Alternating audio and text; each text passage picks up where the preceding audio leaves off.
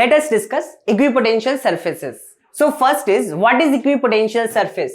So if basically equipotential surface is a collection of points. So all the points of same potential, if we collect them and form a surface, then that surface is called the equipotential surface. So it is on any equipotential surface, we can say if we take any 2 points, then potential would be basically same. Next is, like if we talk about the work done in moving a charge between any 2 points on an equipotential surface. So this is a surface and potential. I'm just showing a line. It is a 2D, but it is a 3D surface. Okay. So it is an equipotential surface, and here let's say potential is V1. So if I talk about 2 points, the point A and point B. So what about VA? The VA is also V1, and what about VB? VB is also V1. So if I say that delta V, the potential difference, that is 0. And what is our work done? Work done is nothing but Q delta V. If delta, there is no potential difference, then work done is nothing but 0. Now, next is equipotential surface can never cross each other. So if there are 2 equipotential surfaces and they are crossing at any point, then if this equipotential surface, like potential on this surface, any point, potential on this surface is V1 and potential on this surface is let it be V2, then at the intersection point there will be 2 potential. Like as per this equipotential surface, the potential of this point should be V1. As per this equipotential surface, potential should be V2, and they are not same. They are different equipotential surface. So we can say that 2 equipotential surfaces can never cross each other. Now, equipotential surfaces are always perpendicular to the lines of force. So our electric field lines and the equipotential surface, they are always perpendicular. Why? So reason is, if this is an equipotential surface, let's say potential over here is on this entire surface is V1, and I am saying that let my electric field at this particular point or in this region be at like this, at an angle theta. So now due to this theta, we can split it in 2 components. One will be E cos theta and E sin theta. This is E sin theta, the perpendicular component, and this is E cos theta. So if this theta is non-90, then this component will be there. And if I move this point charge from here to here by that dx distance, then basically I am doing the work against that electric field. So my work done will not be equal to 0. And if that is not equal to 0, I will say Q delta V will not be equal to 0. And if the Q is the charge, that can't be 0. So there will be a potential difference between these 2 points. So if this E is making some angle which is non-90 or like E is not perpendicular, then E will have one component along the surface, and due to this component the work done will be non-zero, and hence we will say there will be potential difference, which is like the basically exactly opposite to the definition of the equipotential surface, that there can't be any potential difference between any 2 points on the equipotential surface. So only option is this component shouldn't be there. So I should write that E cos theta must be 0. So if E is non-zero, then theta must be 90 degree. So we can say the electric field is always perpendicular to the basically equipotential surface. Now equipotential surface are basically closely spaced. Okay, if they are closely spaced where electric field intensity is large, and they are widely spaced where electric field intensity is smaller. Why? So if these are some equipotential surfaces, let us say that this is V1, this is V2, this is V3, and the difference is like, let's say delta V only. If I have an electric field, then basically how do I write the relationship? The potential difference is defined as work done per unit charge, and work done per unit charge is basically force into displacement. I am calling it delta x. Let the gap be delta x here. So I'll say work done per unit charge, this, and force per unit charge is what? It is basically E delta x. So I am saying that if this E is bigger, then for same delta V, the delta x will be smaller. So if electric field intensity is larger, then the gap is narrower. And if electric field is smaller in a region, then this gap is basically bigger, so that their product is potential difference, so that potential difference remains same. So if this is 4 volt, this is 5 volt, this is 6 volt, for example. So what can I write? That potential difference is 1 volt. But if electric field intensity is bigger in this region, then this gap will be smaller. Okay, so they are widely spaced if electric field intensity is smaller, and they are closely spaced if electric field intensity is bigger. Now, next is for a point charge. If we are talking about a point charge, then equipotential surfaces is spherical. So basically we know that due to a point charge, the electric field lines are radially away. So only option is basically this circle, as you can see in the figure, right? So which is like always perpendicular to electric field lines. So this is an equipotential surface which looks circular, okay, but it is a 2D diagram. In 3D, if you think that electric field lines goes in all possible direction, then that circular thingy will be a spherical surface. So we can say equipotential surfaces, they are concentric spheres, and all concentric spheres, the center is nothing but center should be the point charge. So equipotential surface due to a point charge are nothing but concentric sphere as charge as their center. Next is for a linear charge. If there is a linear charge like a long wire, very long wire, or a cylindrical conductor, very long cylindrical conductor, then field lines, they basically goes like this. This is just a 2D diagram. Here field line will be like going out of the plane also, away, basically away from this linear charge if it is positive. And then just make a surface which is perpendicular to all of it. And if you think in 3D, then it will be like a cylindrical surface. So we know that it will be cylindrical. Equipotential surfaces will be cylinders, and such a cylinder will have its axis as the linear charge distribution source. If we are talking about for a uniform field, if electric field is constant, then equipotential surface, so uniform field is represented by what? So uniform field is represented by field lines which are equidistant, are parallel. So here the only option is this, and this is 1D, right? This is like 2D. So you are looking at a line, but if you think in a 3D, it will be a planar surface. So equipotential surfaces are planes or coplanar surface which are basically perpendicular to those field lines.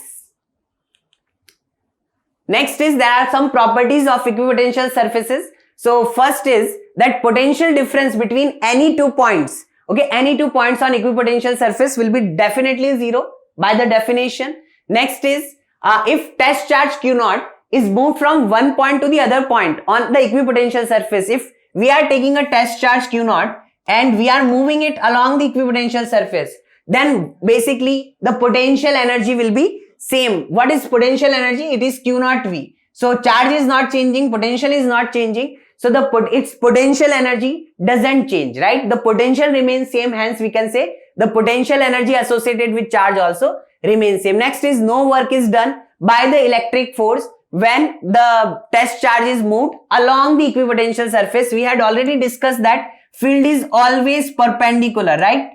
So if field is always perpendicular, then electric force, the QE will also be always perpendicular to the equipotential surface. Then if we are moving along the equipotential surface, then the angle is 90 degree between force and displacement, hence work done will be 0. And alternate way to say is, we can say Q delta V is the work done, delta V is 0. So work done is 0. Two equipotential surface can never intersect each other because at the point of intersection there will be two potentials, and we have already discussed this. Now, electric field lines and equipotential surface, they are always mutually perpendicular. The reason I already gave you. So these are the properties. Now, in this, if you see again, so here the electric field line, so this was a spherical and this was radial, right? So field lines are perpendicular. All these field lines are perpendicular to the equipotential surface. Here field lines are like this, radially away from this, and here also they are perpendicular. Here the field lines are this, and this is a planar surface. So here also the field lines are perpendicular to the equipotential surfaces in all three cases. We just, this is the point we already discussed. Now, next is electrostatic potential energy. If we talk about electrostatic potential energy, the definition is basically when we move a charge from one point to the other, keeping its velocity as a constant or without gaining any kinetic energy, then whatever work you do is stored in the form of potential energy. So if we are moving a charge Q0, so this is a system. So let's talk about first the potential energy of a system of 2 point charges. So if there are 2 point charges Q1 and Q2, they are separated by R distance, then the potential energy is given by K Q1 Q2 by R, or 1 upon 4 pi epsilon naught Q1 Q2 by R. Now how this is coming? So basically by definition we say that this potential energy is nothing but this is the energy required. Okay, so the potential energy given potential energy, how do we calculate it? So this is the energy while we are making the system. We'll discuss that later and we'll rediscuss this point. So while using the values of charges in this formula, you need to put them with charge. And now let us discuss that in detail. So again we are talking about a system of point charges. So first is the 2 point charges only. So if we are talking about 2 point charges, then the definition, the electric potential energy, it is defined as the total work done in assembling the system. It is like total work done in making the system when there were infinite separation initially. So whatever work you do without changing its kinetic energy, remember that. So when you do any work without changing in kinetic energy, where this work goes? This work goes in potential energy of the system. So let us rediscuss these 2 charges. Formula we already know that what is the answer is going to be. Answer is going to be K Q1 Q2 by R. R12 is the distance between 2 points. So let us say this was my region and I have to make this system of 2 charges Q1 and Q2 which are separated by a distance R12, and initially they are infinity. The charge Q2 is kept over here and charge Q1 is basically kept over here. So what I will do, I will bring this charge in a specific place. Let's call it this point as A, and I have to bring this Q2 at B, and the distance between point A and B is nothing but R12. Now when we are bringing this in this entire space, there is no other charge, so we won't get any electric field. So we are not doing work against any of the electric field. Hence we will say that work done by us in bringing Q1. Now Q1 is over here, we brought it, and work done, what we did? We did zero work because we got no oppose, right? When we move Q2 over here, then work done, we did some additional work, and what is that work? Work done is given by QV, right? The Q delta V. So work done per unit charge is potential, so it is QV. We are bringing Q2 charge and V is the potential of point B. And that is the work we are doing when we are bringing Q2 charge at this position. Now Q2 is here, and how much work we are doing? We are doing this work. So our potential energy is nothing but 0, which is like no work, plus Q2 into VB. And how do we write potential of this point VB? It is KQ by R. This potential is due to Q1. And by that, I'll get Q2, this Q2, and VB is nothing but K Q1 by R12, right? At a distance R12, the potential due to charge Q1 is given by KQ by R, right? Q is Q1 and R is R12, and this is K, which is K Q1 Q2 by R12. And what is Q1? Q1 is first charge, Q2 is second charge, R12 is distance between them, and K is 1 by 4 pi epsilon naught. So this is the potential energy of a system of 2 point charges. So there are 2 point charges and potential energy is given by this. Now let's have a look at 3 point charges. If we have to, again, we have to make a system of 3 point charges. So this is Q1, this is Q2, and this is Q3. This distance is nothing but R12, this distance is nothing but R13, and this distance is nothing but R23. Like R23 is the distance between point 2 and 3. R13 is the distance between point 1 and 3. Now, I have to make this system while each and everything was lying at infinity. So first, let us bring Q1. How much work you do? When you bring Q1 from infinity, there is nothing else. So you do 0 work. So first, I am writing total work. Work is 0 plus. Now bring the next second charge, that is Q2. If you bring Q2 over here, then you are doing the work against that. And how much is the work done? Q delta V. So Q is basically Q2 which we are bringing, and potential at this point is nothing but due to Q1. So it is K Q1 by R12. This distance which is R12, right? Now let us bring Q3 also. When we are bringing Q3, the work done will be Q, which is Q3 del, and V, potential of this point. And potential of this point is basically due to this charge, it is K Q1 by So due to that one, it is K Q1 by R13. This distance is R13. And due to this, potential due to this Q2 is nothing but K Q2 by R23. This is my total work done. And when I add these three terms, I get the potential energy. So if I write the potential energy, then potential energy is K Q1 Q2 by R12, this term, plus K Q1 Q3 by R13, this multiplies with this second term, plus K Q2 Q3 by R23. R23 is the distance between point charge 2 Q2 and point charge Q3. Now, let us have a look again. So this is how we will like to write. It is what? See, first you take Q1 with 2 and 3. So K Q1 Q2 upon R12, and now 1 with 3, 1 with 2, 1 with 3. So 1 is done. Then 2. 2 is only has to be taken with 3, the next one. And this is how we can write. If we have to write the potential energy for 4-point charges. Now 4-point charges I want to write. So I have to again do the entire procedure. But I can remember it in the pattern. So pattern is first I take 1 with 2, 3 and 4. Right? So everything is done. Then I take 2 with 3 and 4. Then I take just 3 with the 4. So the potential energy, while writing the potential energy for system of 4-point charges Q1, Q2, Q3 and Q4, the distance between any 2-point charges, let's say Q1 and Q3 is R13, right? R13 is the distance between point charges Q1 and Q3. So there will be like 6 terms. Now if you add one more, then you have to do work against these 4. So there will be like 4 more terms.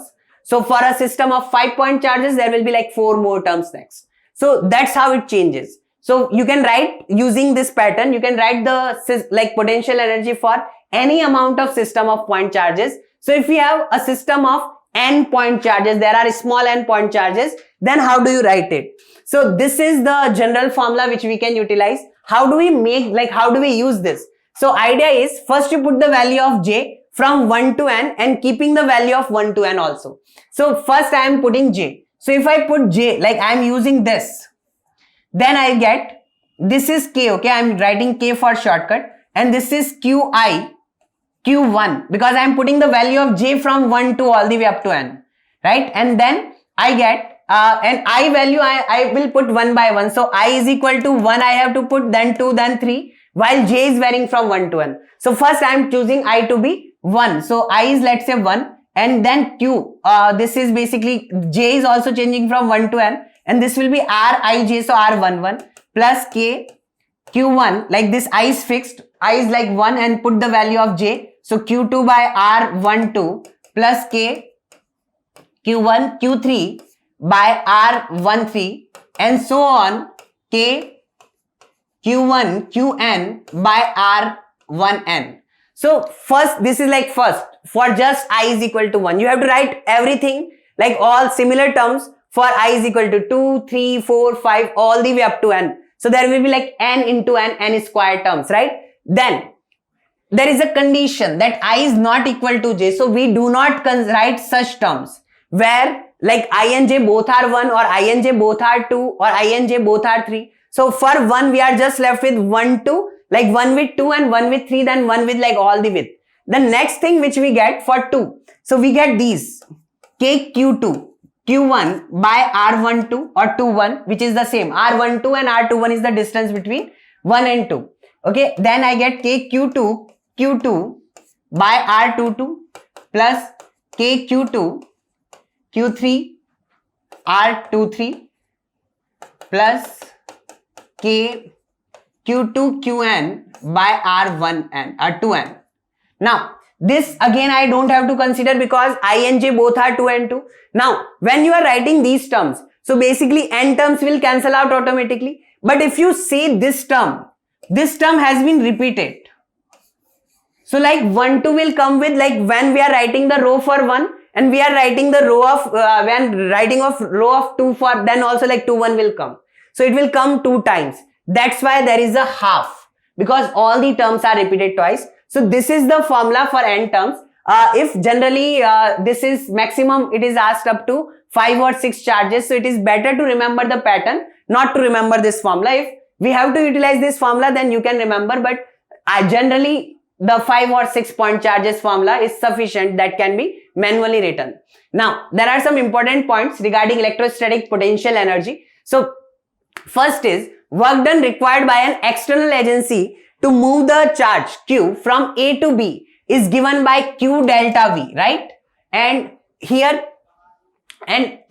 remember that we are keeping the constant speed. If we are changing the speed, then basically entire work won't be stored in the potential energy, so it will slightly change. And this is just the energy conservation. If we are talking about, if we are leaving a point charge, okay, so if we are leaving a point charge and that is going from A to B, so the point charge is automatically going from A to B. So here some potential energy was there, this was QVA. Here the sum of the potential energy was there, which is QVB. And now here I am assuming that there is a loss in potential energy. So whatever is the loss in potential energy, that will be reflected in gain in the kinetic energy. So this is just the energy conservation. And here I will assume that the kinetic energy, if potential energy is lesser, then we are losing the potential energy, we'll gain the kinetic energy. And it is kinetic energy over here, which is half mVb square, minus kinetic energy over here, which is half mVa square. So this is the gain in kinetic energy. This is just the alternative form of energy conservation. Now there is a question, and this question says that what is the work done by electrostatic field when we put the 4 charges together as shown in the figure. Now each of these side of the square has a length A, and initially the charges were at infinity. We had already discussed that when charges are infinity and we bring from all the charges to infinity and we form this system, then work done is same as the potential energy of the system. So indirectly they are asking what is the potential energy of this system of these 4 charges. Now I am just giving them numbers. This is 1, this is 2, this is 3, this is 4.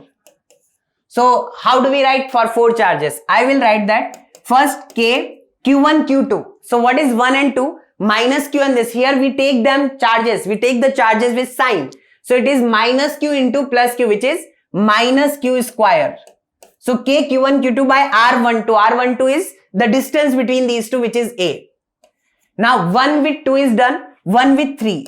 So 1 with 3 is this and that, right? So Q1, Q2 is like minus Q into minus Q, which is just plus Q square by distance, right? K, Q1, Q2 by R. What is this distance? If we are talking about a square, then this distance is like root 2a. So the distance is root 2a. Now this is just 1 with 2 is done, 1 with 3 is done, now 1 with 4. Okay, so 1 with 4. So again K, Q1, Q4, right? So that is the product is minus Q square by distance between them, which is simply a. So this is also done. Next is 2 with 3 and 2 with 4, right? So plus, what is 2? 2 is this. So this with that. So K, product of the charges, which is minus Q square, because one is negative, one is positive, divide by the distance, which is this, plus, now this is done 2 with 4. So again here the distance is root 2a. So and the K, Q1, Q2. So again both of them are positive. So K, Q square. So K, Q1, Q2 by R, which is root 2a. So this is also done. Last is the 3 with 4 is left. So let us write this and that. So this is again K, Q1, Q2, which is minus Q square by R, which is simply A. So this is an expression for potential energy of the system, which is the same as the work done when we are bringing all the charges from infinity and forming this system. How much is the combined? So if you see, there are 1, 2, 3 and 4. 4 like terms are there. It is minus 4K Q square by A. And there are 2 of these. So that is basically plus 2 times this. And 2 times this means root 2 KQ square by A. Here you can take KQ square by A common. And eventually the answer, the work done, is nothing but KQ square by A. And it is root 2 minus 4. Obviously it is negative work. Minus 4. So this is negative work, but we are forming a system, so we have to do some of the negative work, because see, there are positive charges, there are negative charges. So while we will bring the negative charges, it is possible that electric field might attract them, right? So we have to do the negative work as well.